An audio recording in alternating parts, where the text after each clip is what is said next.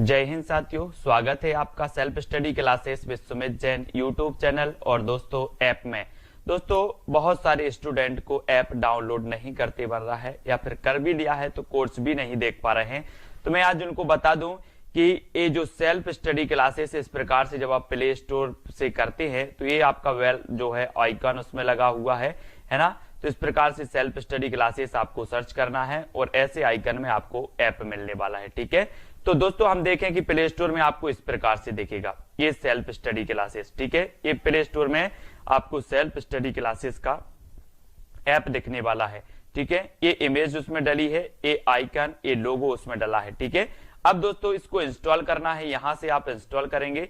ठीक है, अब इंस्टॉल करेंगे तो वहां पर आपको नंबर मांगेगा, जीमेल नंबर मांगेगा, तो आपको ओटीपी आएगा, तो आप रजिस्टर करके आगे बढ़ेंगे। ठीक, हिंदी साहित्य में बहुत सारे महत्वपूर्ण प्रश्नों पर चर्चा करने वाली हैं। रोज अपनी क्लास होती है रात्रि 9 बजे और सुबह 9:30 बजे। ठीक है, सुबह 9:30 बजे ट्रिकी वीडियो आता है और रात्रि 9 बजे हम टेस्ट सीरीज करते हैं। ठीक है, तो जो भी साथी अभी तक व्हाट्सएप ग्रुप से नहीं जुड़े हैं 9098609291 इस व्हाट्सएप ग्रुप से आपको जुड़ना है और वीडियो को लाइक और शेयर अवश्य करना है। ठीक है, तो स्टार्ट करेंगे दोस्तों आज का ये वीडियो।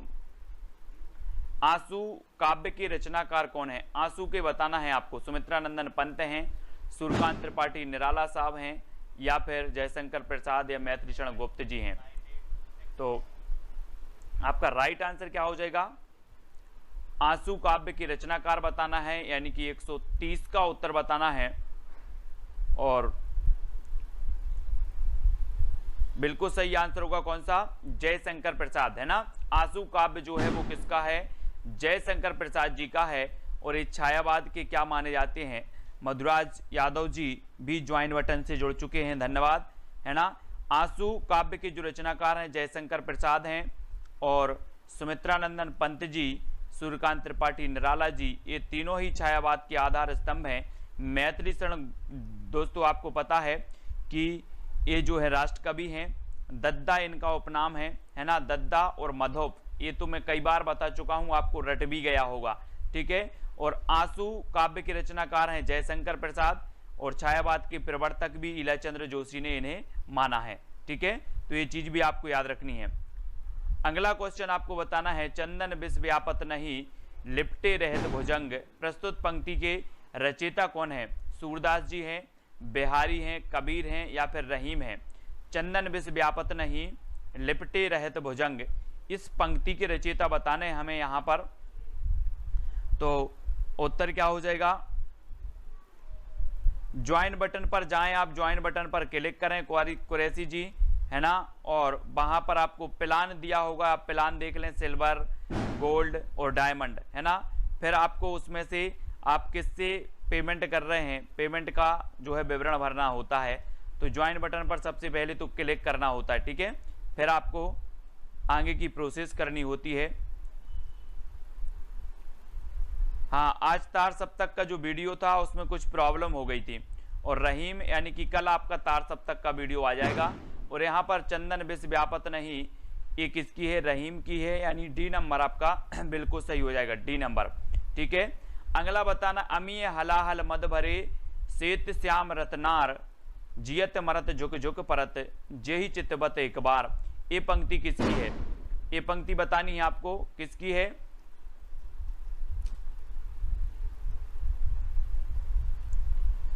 अमीय हलाहल मद भरे, बहुत ही बढ़िया पंक्ति है, कई बार पूछी भी गई है। तो ये पंक्ति किसकी हो जाएगी? आलम साहब की है, बिहारी की है, मतीराम या फिर रसलीन की है? एटीएम कार्ड से हो जाएगा, एटीएम से।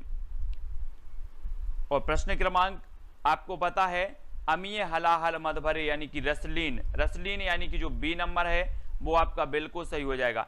ठीक है, अब इसको कैसे याद करोगे दोस्तों? याद करने की सिर्फ ट्रिक बता रहा हूं, ठीक है, मैं अर्थ नहीं बता रहा हूं। अमीय, अमीय से आप लेंगे कि अमीय से अपन बोलते हैं ना आम, है ना, आम। और आम में क्या होता है? रस होता है, रस। आम में क्या होता है? रस होता है, तो रसलीन, है ना। अमीय हलाहल मद भरे, इस प्रकार से हमें ट्रिक भी देख लेना है, याद भी कर लेना है ना। अगला है, जब जब होए धर्म की हानि बाड़े असुर अधम अभिमानी प्रस्तुत पंक्ति के रचयिता कौन है? रसखान, बिहारी, तुलसीदास या फिर कबीर। 4 विकल्प हैं, 133 का उत्तर बताना है। देखो ज्वाइन मेंबर का आपको बता रहा हूं कि जितने भी ज्वाइन मेंबर हैं उनके कमेंट मुझे एक साथ मिलते हैं, जितने भी उनके कमेंट होते हैं वो मुझे एक साथ देखने को मिलते हैं। दूसरी बात, ज्वाइन वालों के लिए जो सेशन है वो अलग से चलेगा, यानी कि ज्वाइन मेंबर के जो वीडियो हैं वो केवल ज्वाइन मेंबर ही देख पाएंगे, दूसरे मेंबर नहीं देख पाएंगे, है ना। और तो ज्वाइन मेंबर के लिए और भी है, आपको आपका जो कमेंट है वो हाईलाइट होता है, आपको इमोजी दिया जाता है स्पेशल। और आपका बिल्कुल सही आंसर होगा तुलसीदास, जब जब होए धर्म की हानि बाड़े असुर अधम अभिमानी, यानी कि जो बी नंबर है वो बिल्कुल सही हो जाएगा। ठीक है, तुलसीदास जी के बारे में आपको पता है कि जो तुलसीदास जी हैं राम काव्य धारा के श्रेष्ठ कवि माने जाते हैं तुलसीदास जी, और बी नंबर आपका बिल्कुल सही होगा। परहित सरस धर्म नहीं भाई, पर पीड़ा सम नहीं अधमाई प्रस्तुत पंक्ति की रचयिता कौन है? रचयिता बताना है, रसखान जी हैं, बिहारी हैं, तुलसी हैं या फिर मीरा हैं। 4 विकल्प हैं, यानी कि 134 का उत्तर आपको बताना है। 134 में प्रश्न क्रमांक बताना है कि परहित सरस धर्म नहीं भाई, पर पीड़ा सम नहीं अधमाई। इसमें जो ये पंक्ति हो जाएगी ये भी किसकी है? तुलसीदास जी की ही है, यानी बी नंबर आपका बिल्कुल सही होगा। ठीक है, तुलसीदास जी की।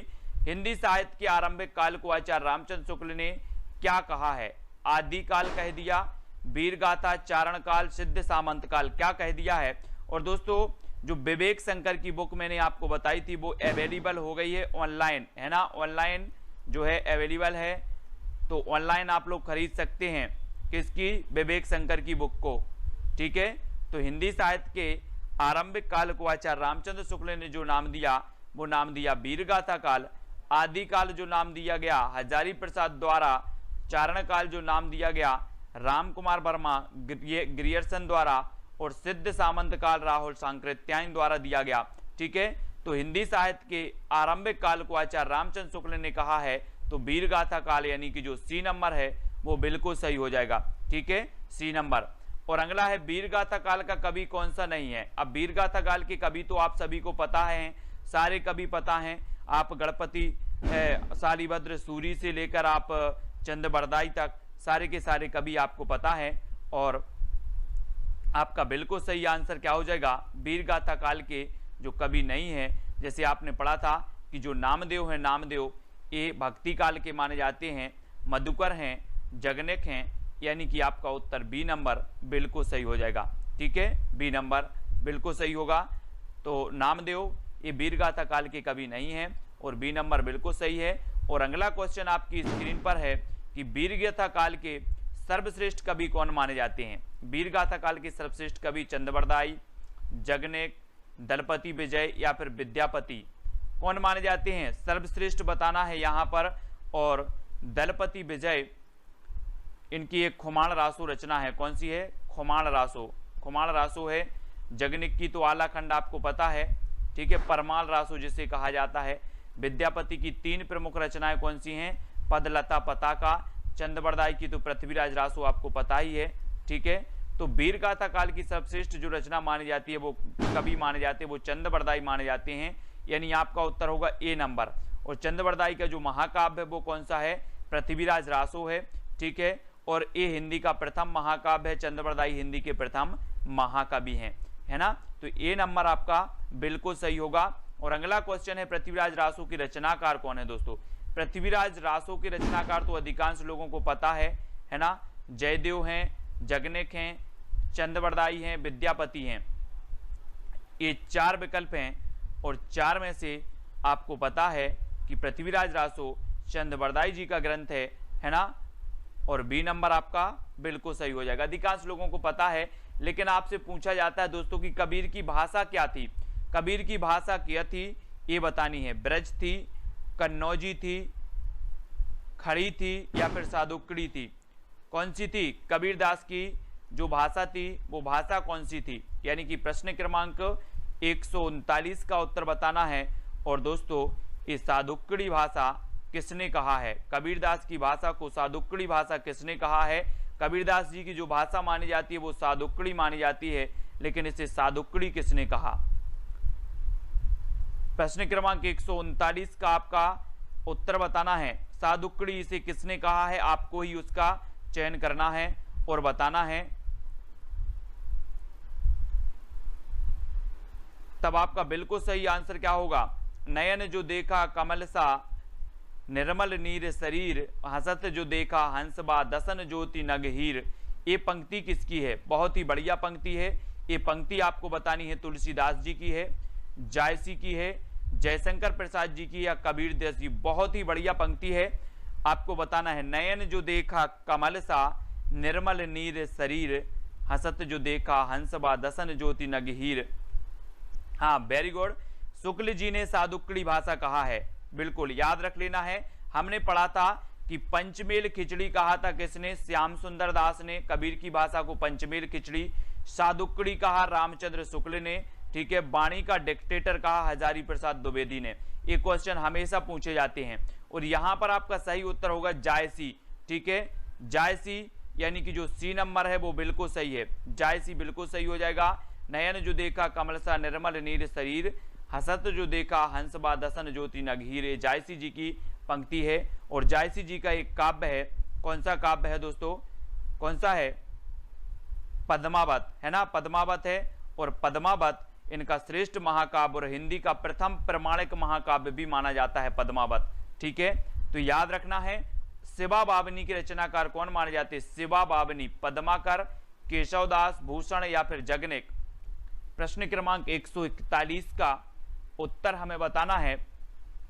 शिवा बावनी की रचनाकार, बहुत ही बढ़िया है दोस्तों ये रचना। और इस रचना के जो रचनाकार माने जाते हैं वो माने जाते हैं कौन? भूषण जी, है ना। शिवा बावनी ये भूषण की रचना है। और रीति काल में एकमात्र ऐसा वीर रस का कवि था भूषण, जिसका उपनाम कहीं कहीं मनीराम, कुछ विद्वान मनीराम भी मानते हैं और कुछ विद्वान घनश्याम भी मानते हैं ना, घनश्याम।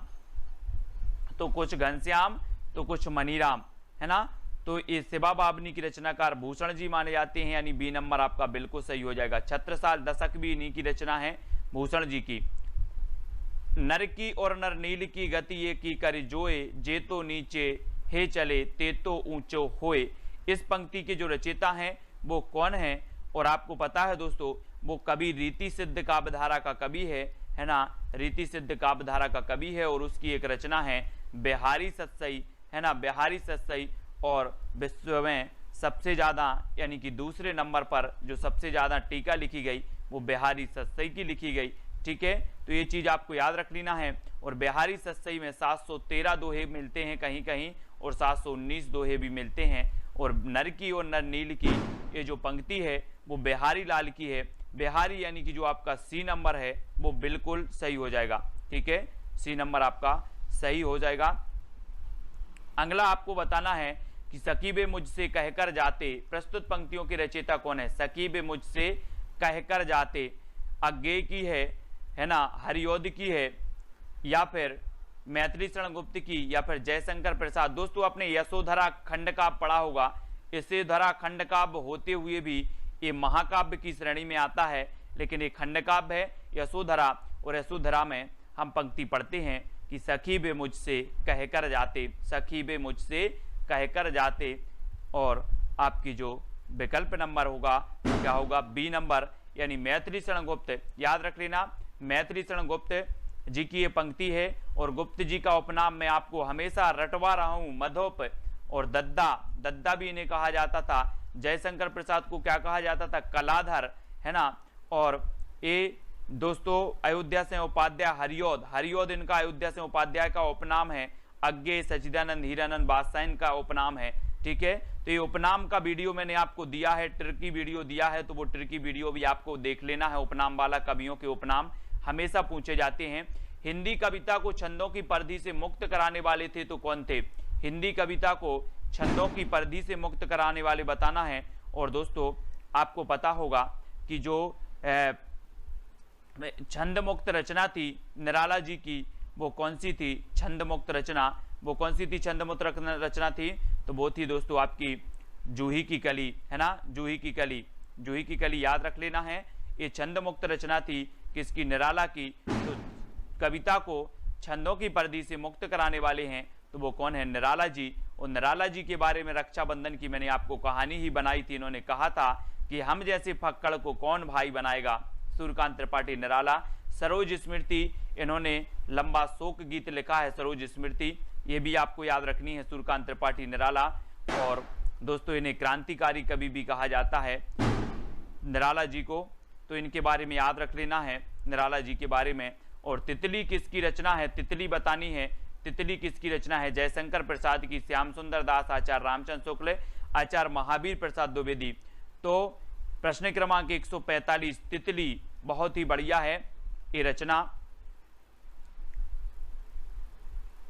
तो आपका राइट आंसर क्या हो जाएगा दोस्तों, तितली के बारे में आपको बताना है और तितली एक किसकी रचना है। और जो भी साथी अभी तक व्हाट्सएप ग्रुप से नहीं जुड़ पाए हैं वो 9098609291 ये व्हाट्सएप ग्रुप का नंबर है, तो व्हाट्सएप ग्रुप से आपको जरूर जुड़ना है, ठीक है। 9098609291 व्हाट्सएप ग्रुप से जुड़ना है। और तितली ये जयशंकर प्रसाद जी की है, जयशंकर प्रसाद, यानी कि आपका जो ए नंबर है वो बिल्कुल सही होगा, प्रसाद जी का, है ना। इनके नाटक हम पढ़ लेते हैं, सज्जन है, राजश्री है ना, कल्याणी है, और बहुत सारे नाटक हैं इनके, नाटक तो हमें याद रख लेना है।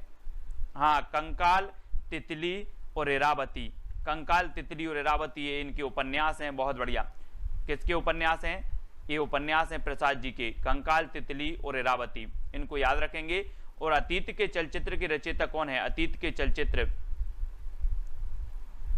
हाँ बताना है, अतीत के चलचित्र रचनाकार कौन है। और दोस्तों आपको बताना है कि कंकाल, तितली और इरावती में जो अधूरा उपन्यास है वो कौन सा है, जयशंकर प्रसाद जी का। इन तीनों में से बताना अधूरा उपन्यास कौन सा है। और अतीत के चलचित्र ये जो रचना है ये किसकी है, मैंने आपको पढ़ाया था, याद करवाया था, क्या करवाया था कि अतीत के गर्त से आपको कौन निकालेंगी, कौन निकालेंगी, महादेवी जी, महादेवी जी निकालेंगी। तो महादेवी वर्मा, अतीत के चलचित्र यानी कि महादेवी वर्मा। और सी नंबर आपका यहाँ पर बिल्कुल सही हो जाएगा, ठीक है।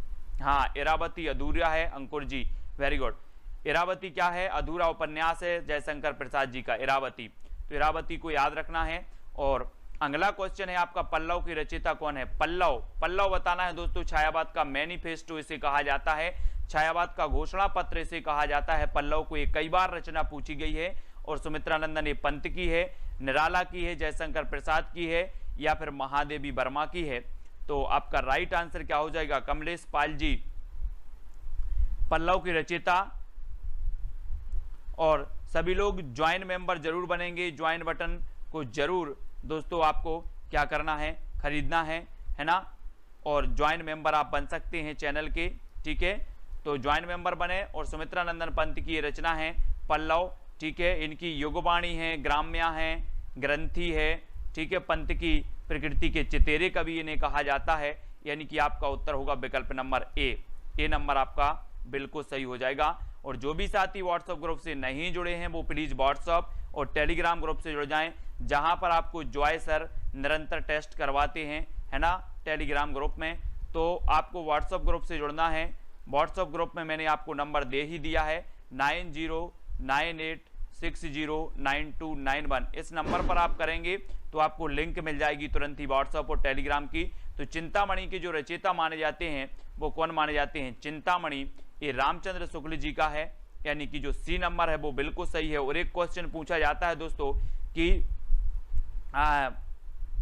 मनोविकार पर आधारित जो निबंध लिखे हैं, मनोविकार पर आधारित वो किसने लिखे हैं, तो वो शुक्ल जी ने लिखे हैं, है ना। जैसे करुणा की बात करें, करुणा भी इनका है, शुक्ल जी का मनोविकार पर आधारित है। और यहाँ पर सी नंबर चिंतामणि आपका बिल्कुल सही हो जाएगा, ठीक है, सी नंबर। और अगला है जन्मेजय का नाग यज्ञ किसकी कृति है। ये जन्मेजय का नाग यज्ञ नाटक है दोस्तों, और ये नाटक किसका है ये बताना है। सेठ गोविंद दास का है, जयशंकर प्रसाद जी का है, या फिर लक्ष्मी नारायण लाल का, ये फिर गोविंद बल्लभ पंत का है। कौन सा, जन्मेजय का नाग यज्ञ। ये कृति बतानी है, बहुत ही बढ़िया कृति है और पूछी जाती है, कई बार पूछी गई है दोस्तों। और आपको पता है कि यहां पर एक शब्द आया है नांग। कौन सा शब्द आया है? नांग। और नांग आपको पता है किसके गले में पड़ा रहता है? शंकर जी के। तो कौन होंगे? जयशंकर प्रसाद। बोले नांग आया है और नांग शंकर जी के गले में है, तो जयशंकर प्रसाद, यानी कि बी नंबर आपका बिल्कुल सही हो जाएगा। ठीक है, बी नंबर। अगला है, हम दीवानों की क्या हस्ती है, आज यहाँ कल वहां चले, है ना, मस्ती का आलम साथ चला, हम धूल उड़ाते जहां चले। प्रस्तुत पंक्ति के रचयिता कौन है? पंक्ति के बताना है। सियाराम शरण गुप्त हैं, भगवती चरण वर्मा हैं, सुभद्रा कुमारी चौहान या रामधारी सिंह दिनकर हैं। और मैंने आपको बताया है कई बार कि हम दीवाने हैं किसके? भगवती के। हम किसके दीवाने हैं? भगवती के दीवाने। आप बोलते ना कि दीवाना तेरा आया बाबा तेरे मंदिर में, इस प्रकार से माता तेरा मंदिर, इस प्रकार से एक बहुत ही बढ़िया भजन है, देवी गीत है ना। तो हम दीवानों की क्या हस्ती है, आज यहाँ कल वहां चले, मस्ती का आलम साथ चला। तो ये भगवती चरण वर्मा, यानी कि जो बी नंबर है वो बिल्कुल सही हो जाएगा। ठीक है, अगला है, सबसे पहले अपनी आत्मकथा हिंदी में किसने लिखी? सबसे पहले यहां पर विकल्प अनुसार बताना है दोस्तों आपको, है ना। 4 विकल्प हैं, 4 विकल्पानुसार इनमें से निम्नलिखित में से सबसे पहले अपनी आत्मकथा हिंदी में किसने लिखी, ये चीज आपको बतानी है। 4 विकल्प हैं। कुछ लोग तो कंफ्यूज हो जाते हैं कि यहाँ सबसे पहले आत्मकथा लिखी राजेंद्र प्रसाद ने, है ना, ऐसे बता देते हैं। लेकिन आपको पता है कि हिंदी की प्रथम आत्मकथा कौन सी मानी जाती है? अर्ध कथानक, है ना, अर्ध कथानक मानी जाती है। कौन की मानी जाती है अर्ध कथानक? बनारसीदास जैन जी की मानी जाती है। ठीक है, अर्ध कथानक। और दोस्तों ये आत्मकथा हिंदी में किसने लिखी? तो सत्य की खोज लिखी है किसने? राजेंद्र प्रसाद ने। सत्य की खोज, तो सत्य की खोज डी नंबर आपका बिल्कुल सही होगा। अर्ध कथानक हिंदी की प्रथम आत्मकथा बनारसीदास जैन की मानी जाती है। और अबला जीवन हाय तुम्हारी यही कहानी, आंचल में है दूध और आंखों में पानी, ये पंक्ति किसकी है? बहुत ही बढ़िया है। कहाँ से ली गई है, कौन से खंड काव्य से ली गई है, कौन सी रचना से ली गई है, ये चीज हमें बतानी है। और जिन भी साथियों ने पुराने ओल्ड पे वीडियो नहीं देखे हैं वो जरूर देखें। ट्रिकी वीडियो की आपकी 25 यानी कि 25 वीडियो ट्रिकी वीडियो के पहुंच चुके हैं आपके, जिसमें हमने साहित्य अकादमी से पुरस्कृत रचनाएं पढ़ी, कवियों के उपनाम पढ़े, व्यास सम्मान पढ़ा, ज्ञानपीठ पुरस्कार की रचनाएं पढ़ी। ठीक है, बहुत सारी रचनाओं को पढ़ा। और वो ट्रिकी वीडियो आपके अमेजिंग वीडियो हैं, बहुत ही बढ़िया वीडियो हैं। और अबला जीवन हाय तुम्हारी यही कहानी, आंचल में है दूध और आंखों में पानी, ये तो कई बार पंक्ति पूछी गई यशोधरा की। यशोधरा यानी कि जो सी नंबर आपका बिल्कुल सही हो जाएगा, है ना, ये यशोधरा की है। यशोधरा से ये पंक्ति ली गई है। और हिमालय के आंगन में उसे प्रथम किरणों का दे उपहार, उषा ने हंस अभिवादन किया और पहनाया हीरे का हार। तो ये पंक्ति किसकी रचयिता कौन है? पंक्ति के रचयिता बहुत ही बढ़िया पंक्ति है। ये पंक्ति भी कई बार पूछी गई है दोस्तों कि हिमालय के आंगन में जो है उसे प्रथम किरणों का दे उपहार, उषा ने अभिवादन किया।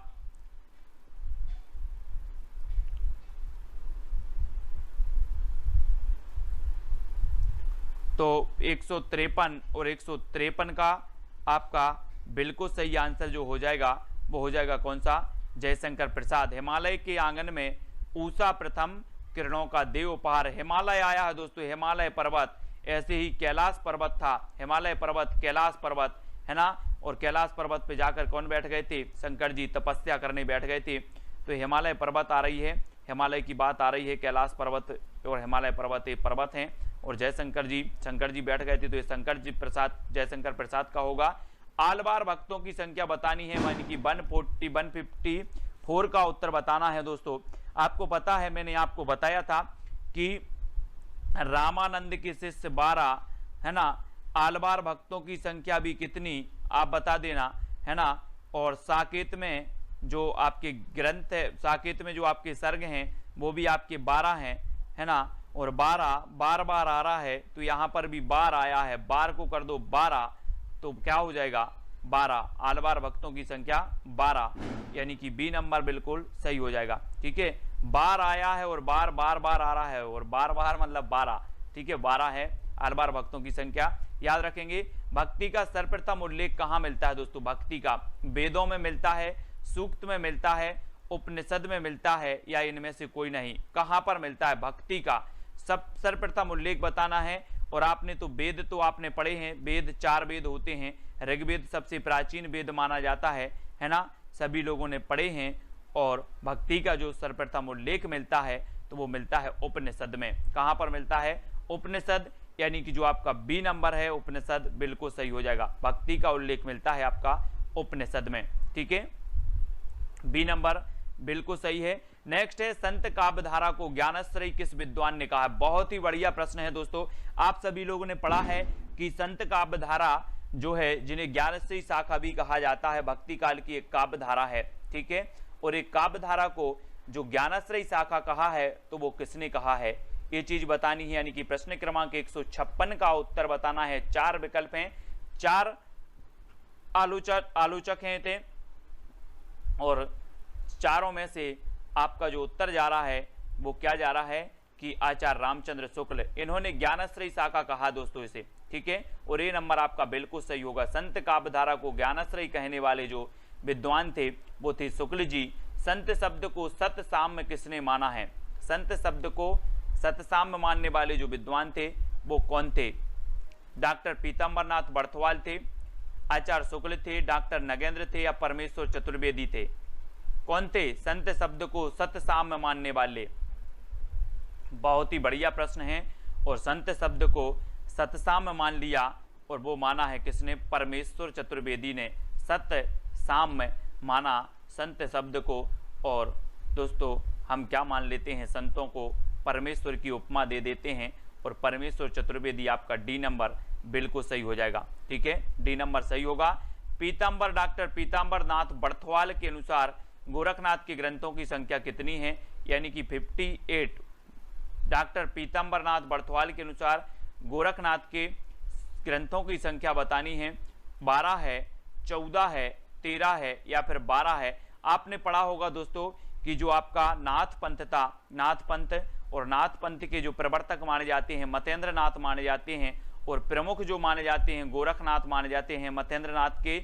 मच्छेंद्र नाथ, मतेंद्र नाथ, ये उन्हीं के उपनाम हैं। और मच्छेंद्र नाथ के जो शिष्य थे वो गोरखनाथ थे, ठीक है। और गोरखनाथ के जो ग्रंथों की संख्या मानी वो कितनी मानी है? 14 मानी है। किसने? पीताम्बर नाथ बर्थवाल साहब ने 14 मानी है। यानी कि आपका उत्तर क्या हो जाएगा? विकल्प नंबर सी या फिर सा नंबर बिल्कुल सही हो जाएगा, ठीक है। अगला क्वेश्चन है हठ योग दर्शन की व्याख्या इनमें से किसने की है? हठ योग दर्शन की गोरखनाथ ने की है, सरहपा ने की है, लुईपा ने की है, इनमें से कुछ किसी ने भी नहीं की। हठ योग दर्शन की व्याख्या करने वाले जो विद्वान हैं वो कौन है? 4 में से चयन करना है। सभी लोग लाइक जरूर करेंगे। कल सुबह आपका तार सप्तक का वीडियो आएगा, है ना। तार सप्तक का जो कवि हैं उनका टिरकी वीडियो आएगा सुबह 9:30 बजे, और रोज रात्रि 9 बजे अपनी ये क्लास होती है, अध्ययन करते हैं बहुत सारी चीजों का। और एक हमने वीडियो आपको दिया है सहस्रा जी काय वाला दिया है, मिलती जुलती रचनाएं वाले। जैसे हम बहुत सारी रचनाएं ऐसी होती हैं जो मिलती जुलती एक ही नाम वाली होती हैं, विभिन्न विद्वानों की होती हैं, विभिन्न कवियों की होती हैं मिलती जुलती रचनाएं, और हम कंफ्यूज हो जाते हैं। कभी कभी जब मैं किसी रचना का कभी बताता हूं तो आप बोलते हो सर ये रचना तो उसकी है। तो मिलती जुलती रचना वाला जो वीडियो है वो सभी को देखना है। और इसके हठ योग दर्शन की जो व्याख्या की है वो किसने की है? गोरखनाथ ने की है। यानी कि जो ए नंबर है वो बिल्कुल सही हो जाएगा, ठीक है। आचार्य हजारी प्रसाद द्विवेदी ने नाथ संप्रदाय की सबसे बड़ी कमजोरी क्या मानी है? हठ योग मानी है ना, पत्नी के प्रति अनादर माना है, गृहस्थ धर्म के प्रति अनादर माना है, या क्या माना है? प्रश्न क्रमांक 160 का आंसर आपको बताना है। आचार्य हजारी प्रसाद द्विवेदी ने नाथ संप्रदाय की सबसे बड़ी कमजोरी जो मानी है वो मानी है गृहस्थ धर्म के प्रति अनादर। गृहस्थ धर्म के प्रति अनादर यानी सी नंबर बिल्कुल सही हो जाएगा। मधुराज जी, एस जी, सहस्रा जी ये ज्वाइंट मेंबर हैं हमारे, है ना। और गृहस्थ धर्म के प्रति अनादर आपका बिल्कुल सही है। जायसी की रचना पद्मावत को मसनबी शैली में किसने माना है? दोस्तों बहुत ही बढ़िया है। पद्मावत ये मलिक मोहम्मद जायसी जी का महाकाव्य है ना, अवधी भाषा का है। और मसनबी शैली में जो मानने वाले विद्वान हैं वो कौन है? नगेंद्र ने माना है, शुक्ल ने माना है, विजय देव नारायण शाही ने माना है, या फिर हजारी प्रसाद द्विवेदी ने माना है? तो किसने माना है? जायसी की रचना पद्मावत को मसनवी शैली में जो मानने वाले विद्वान हैं वो कौन है मसनवी शैली में, और मसनवी शैली में माना है किसने, शुक्ल जी ने, आचार्य रामचंद्र शुक्ल ने पद्मावत की जो शैली माना है वो मसनवी शैली, और ये अवधी भाषा का महाकाव्य है। ठीक है, याद रख लेना, हिंदी का प्रथम प्रमाणिक महाकाव्य भी यही माना जाता है, पद्मावत। ठीक है, तो ये चीज भी याद रखनी है। कबीर की रचनाओं के संकलनकर्ता कौन है, कबीर की रचनाओं के संकलनकर्ता धर्मदास हैं, नाभादास हैं, श्याम सुंदर दास हैं, या इनमें से कोई नहीं है। बहुत ही बढ़िया प्रश्न है दोस्तों।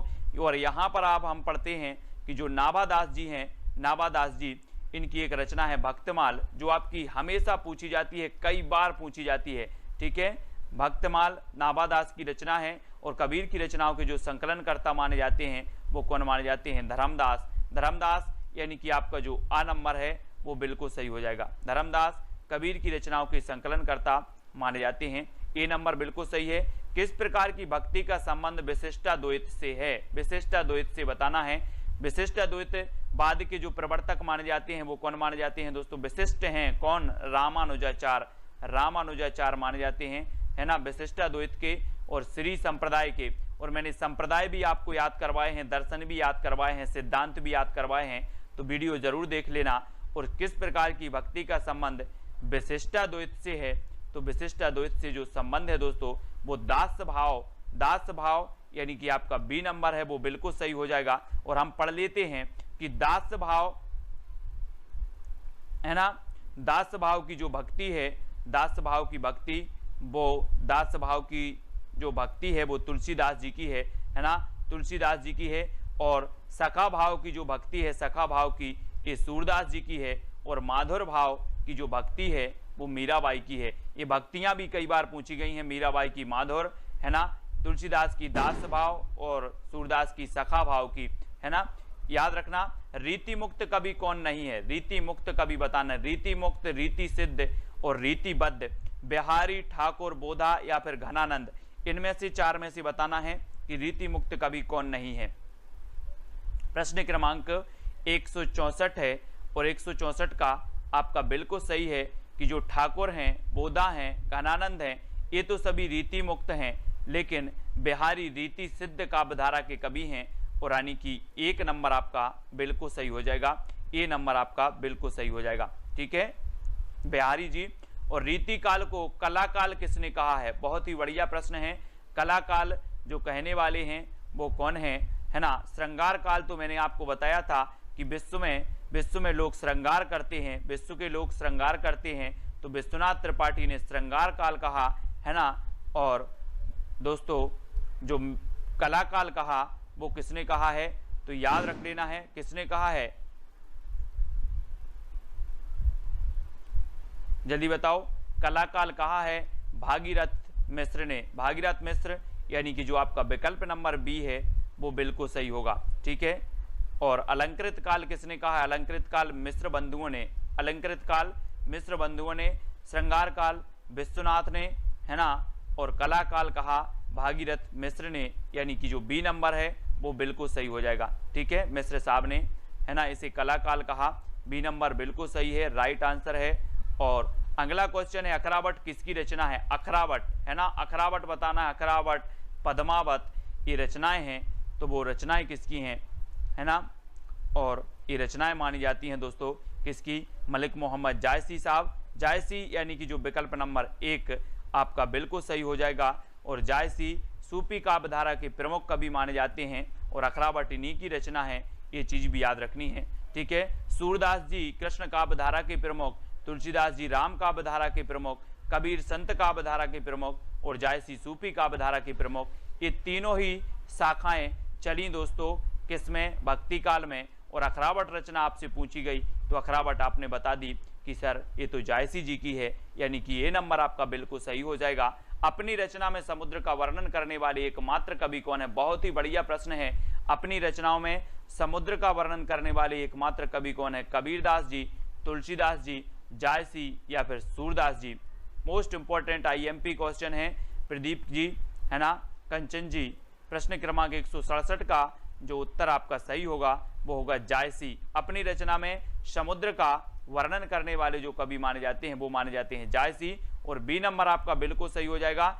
जय हिंद साथियों, स्वागत है आपका self study classes with Sumit Jain YouTube channel और दोस्तों ऐप में। दोस्तों बहुत सारे स्टूडेंट को ऐप डाउनलोड नहीं करते बन रहा है या फिर कर भी लिया है तो कोर्स भी नहीं देख पा रहे हैं।